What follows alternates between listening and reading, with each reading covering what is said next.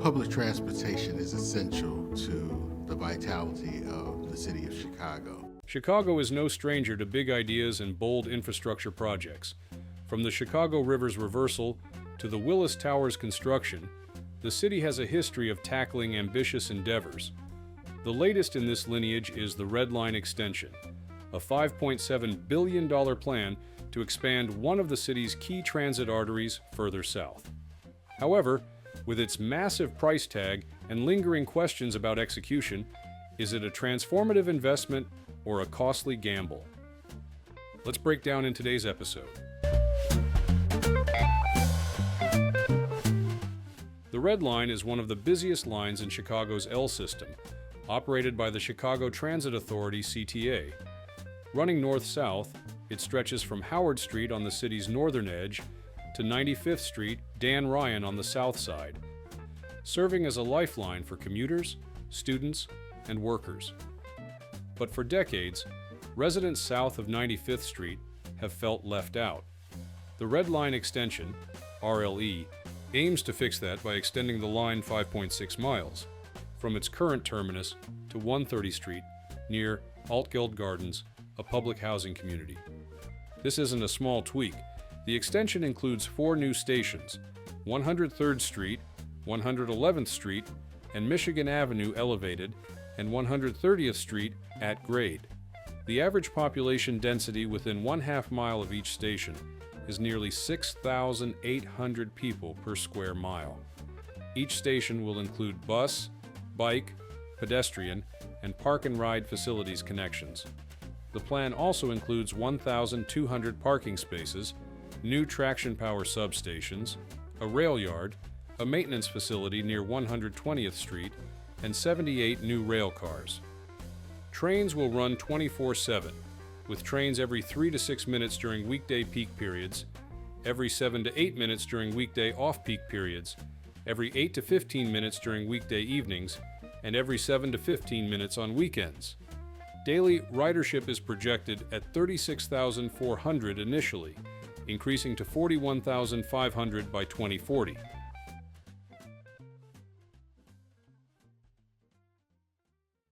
As the largest single transit investment in CTA history, RLE is a long-awaited initiative aimed at improving transit equity and economic opportunity in Chicago's far south side. The Red Line extension will enhance connectivity for historically underserved neighborhoods such as Roseland, West Pullman, and Washington Heights, providing better access to jobs, schools, healthcare, and commerce. With 24% of corridor residents living below the poverty line and 25% facing commutes over an hour, the project will be a game changer for the nearly 100,000 residents in the area who currently rely on buses or long commutes to reach the existing Red Line. In addition, the RLE will directly serve key destinations, including the Roseland Medical District, Pullman National Monument, Chicago State University, and Altgeld Gardens.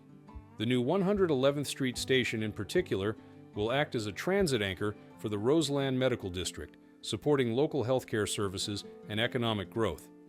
The project is expected to cut commutes by up to 30 minutes each way, giving residents more time in their daily lives.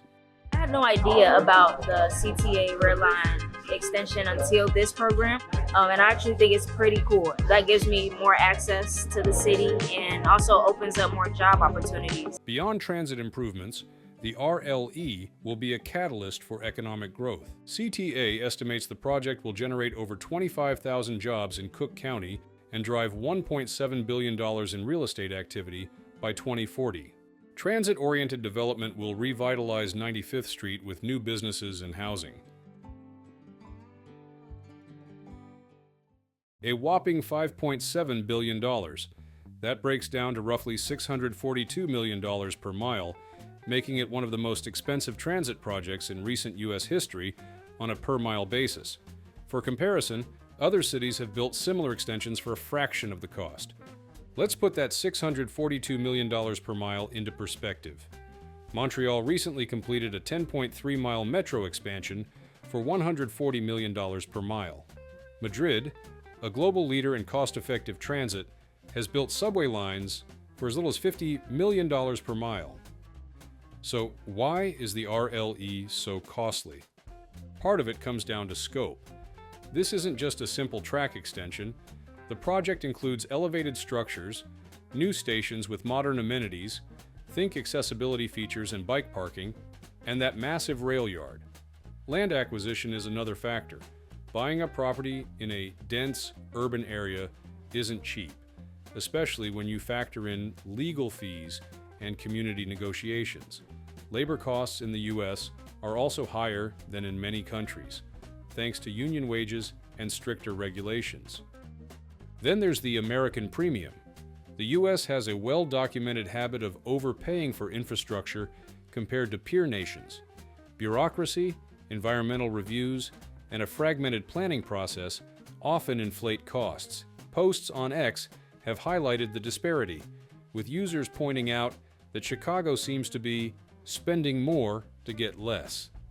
Some argue the money could fund multiple smaller projects, like bus rapid transit or station upgrades, across the city instead of betting it all on one line. Recently, on Reddit forums sparked a lively discussion about this project, with users offering a mix of skepticism, frustration, and cautious optimism. One standout comment criticized the project's ballooning costs, pointing out that $5.7 billion for 5.6 miles is insane. Over $1 billion per mile when other cities build whole systems for less, reflecting a common sentiment about inefficiency and overpayment in U.S. infrastructure. Another user sarcastically remarked, "Can't wait for the ribbon cutting in 2045 after another $2 billion in unforeseen expenses," capturing the cynicism about delays and budget overruns, a nod to Chicago's rocky construction history. On a more hopeful note, a commenter highlighted the potential benefits, saying, "If it connects the far south side like they promise, it could be a game changer for jobs and access. Big if, though, showing support tempered by doubt about execution." Meanwhile, a practical jab came from someone noting, "They'll spend too much on consultants before a single track is laid." Classic CTA move, echoing distrust in the planning process. Do you think this project will be a game changer? Drop a 1 if you agree and 0 if you don't. City leaders today signed an agreement securing nearly $2 billion in federal funding for the CTA Red Line extension. The CTA is pushing forward with the RLE project, but faces significant financial and logistical challenges. A key source of funding, the $1.9 billion Federal Transit Administration grant secured in December 2024, remains intact despite a broader freeze on federal funds under the Trump administration. According to the CTA Chief Financial Officer, the agency continues to rely on existing grants and has yet to experience major funding disruptions, though officials remain cautious. However, the project still requires an additional $3.8 billion from state, local, and potential federal sources. Financially, the agency is under strain, depending on federal support while facing projected budget gaps of $600 million in 2026 and $640 million in 2027. It has a temporary cushion of $578 million in remaining COVID-19 relief funds for 2025, but without additional revenue sources, service reductions could become necessary. While the FTA grant provides crucial momentum, ongoing uncertainties surrounding federal funding and long-term financial stability cast doubt on the project's future. If the necessary funding is secured, construction could begin in 2026 and finish by 2030, though large transit projects frequently encounter delays. Beyond financing, the CTA must navigate community concerns over noise and disruption while ensuring compliance with environmental reviews that may reveal contamination in industrial areas. For years, Southside residents have seen promises of the extension in headlines, yet no construction has materialized, leaving many skeptical about whether this long-awaited project will finally become a reality.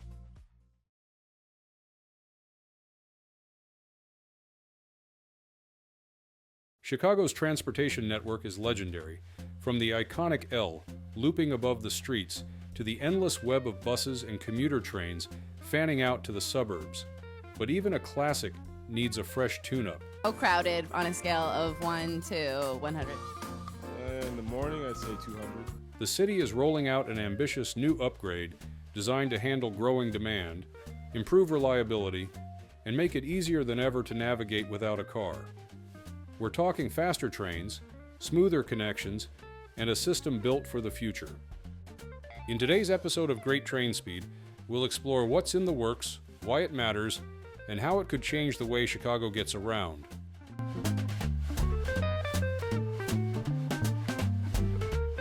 Chicago's always looking for ways to level up its transportation game, and while there are plenty of projects in the works, two have really made a name for themselves with locals: the Red-Purple Bypass Project and the Lawrence to Bryn Mawr Modernization Project.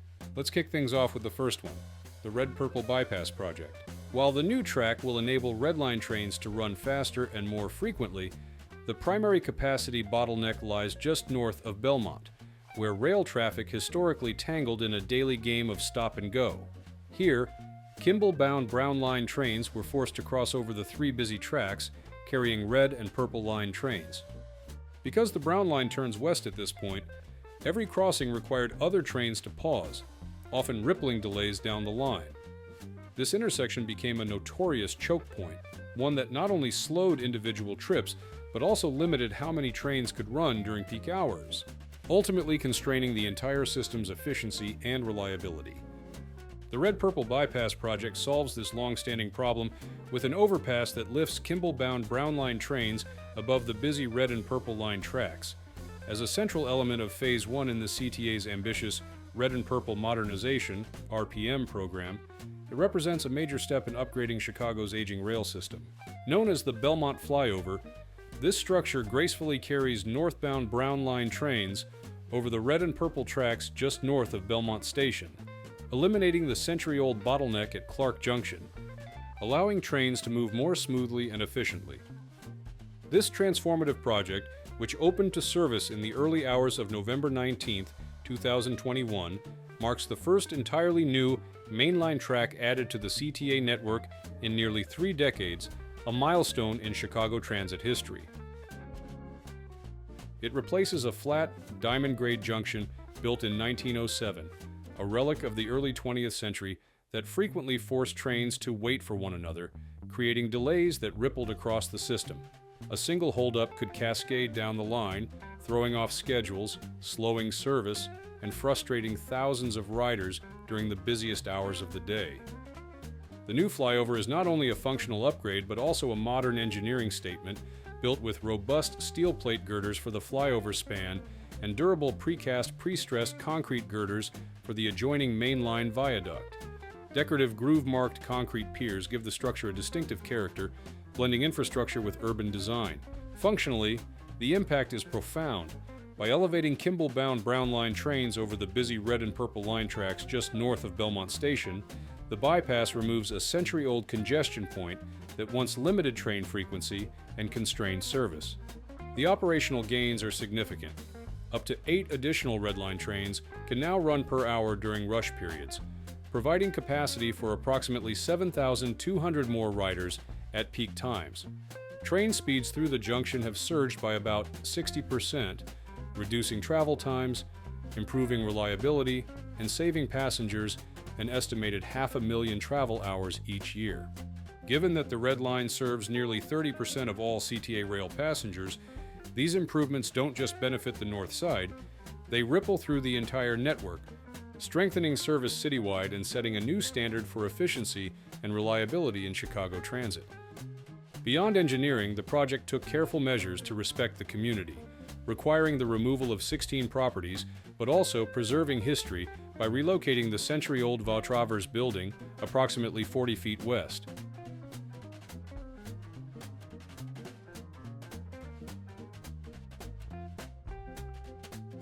It's one of the biggest projects CTA has ever done in our history. The Lawrence to Bryn Mawr Modernization Project is one of the most significant upgrades in the history of Chicago's L network. It aims to transform a century-old stretch of the CTA Red Line into a safer, more reliable, and more accessible corridor. Spanning 1.5 miles, on the far north side, it forms a key component of the RPM Phase 1 program. Groundbreaking began on October 2, 2019, marking the start of a multi-year effort to replace aging infrastructure with modern facilities built for decades of service ahead. Construction progressed in two main stages. Stage A, from 2021 to 2023, focused on rebuilding the northbound tracks, with trains in both directions sharing the remaining tracks to maintain service. Stage B, running from 2023 to 2025, shifted work to the southbound side and completed the new station facilities. On July 20th, 2025, the rebuilt stations welcomed their first riders, followed by an official grand opening celebration at the Argyle station on 21 and 23. 4 stations, including Lawrence, Argyle, Berwyn, and Bryn Mawr, have been completely reconstructed. Narrow platforms and deteriorating embankments have been replaced with wide, ADA accessible platforms, elevators, and escalators. Brighter lighting, upgraded security systems, and real-time information boards enhance safety and convenience, while overhead canopies provide shelter from Chicago's unpredictable weather.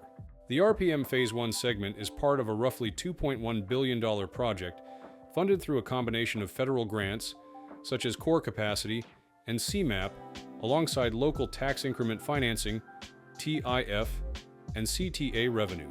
But the investment isn't just about faster trains and upgraded stations, it's also about rethinking how the space under the tracks can serve the community.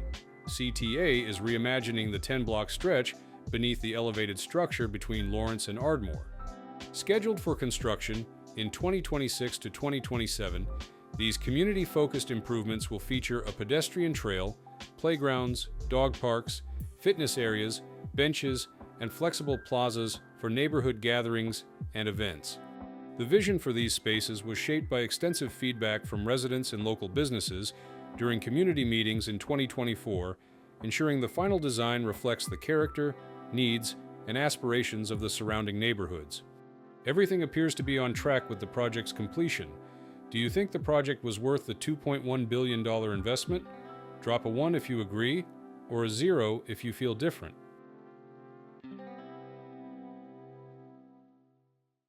As of now, with major structural milestones in place, the next 3 months will focus on finishing work, street restorations, and preparing the corridor for its final transformation. From August to October 2025, the Lawrence to Bryn Mawr modernization project will maintain a steady pace of construction and accompanying street impacts as crews work toward delivering the final pieces of the CTA's Red and Purple modernization, Phase 1. This period marks a critical transition from heavy infrastructure work to detailed finishing and restoration, ensuring the corridor is ready for full service in 2025. In August, efforts concentrate on dismantling the temporary Argyle and Bryn Mawr station platforms and completing final track work, key steps in shifting rail operations to their permanent configuration. September marks a shift toward the last phases of track construction, featuring 1 weekend of overnight work to expedite progress. Winona Street remains closed, while sidewalk improvements extend along Catalpa Avenue. Public way restoration continues with crews balancing structural completion with neighborhood accessibility. By October, the focus narrows to public way restoration, sewer reconstruction, and punch list activities throughout the project area. Work remains concentrated on weekdays and Saturdays, with targeted closures allowing crews to finalize details, ensure safety, and prepare all systems for long-term operation. This sustained effort over the 3-month period not only marks the physical completion of major infrastructure, but also sets the stage for a smoother, more efficient Red Line service for decades to come. And that's where today's journey ends. Thanks for riding with us.